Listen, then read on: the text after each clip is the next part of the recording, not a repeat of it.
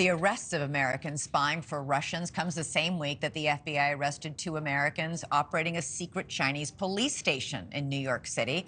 Well, just a few minutes ago, I spoke with the former chairman of the House Intelligence Committee, Mike Rogers, about the growing Chinese-Russian threat. Congressman, you recently wrote an op-ed in the Washington Times saying, is the United States paying attention while we have our hands at each other's throats? China and Russia are colluding to supplant the U.S. in every way. Wow, it is becoming starkly clear in recent weeks that 2 of the 3 leading nuclear powers in the world are aligned against us. Yeah, exactly right. And I really don't think, Elizabeth, that the country as a whole has a full understanding of just how aggressive China is. We're in digital invasion. They're doing cyber operations in the United States, pretty damning.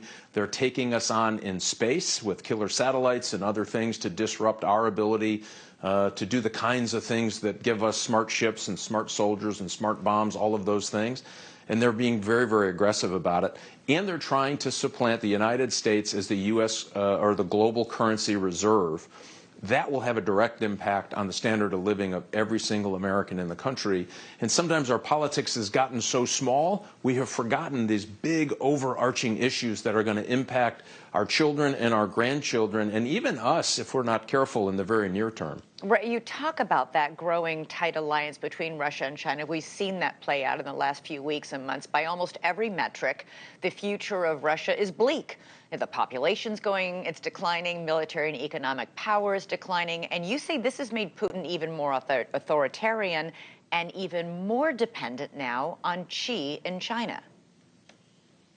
Yeah, I would almost go as far to say that Putin is a client state now of Xi. If President Xi of China walked away from Putin right now, given all his expense and the way he's going through military equipment, I'm not sure he could sustain it on his own. He has a lot of other bad things in his arsenal. We need to be really careful about saying, well, he's not very effective. He doesn't have a big army. This guy's nothing to worry about. If he works that closely with President Xi of China, there are all kinds of things that he can bring to bear to cause the United States and our allies problems. He has a first-rate intelligence service. They do things called active measures, including up to and including assassinations. They have the ability in cyberspace to do disruptive activities, cause real problems in the U.S. economy, as well as steal things. All of that, combined with where China is a real problem for us.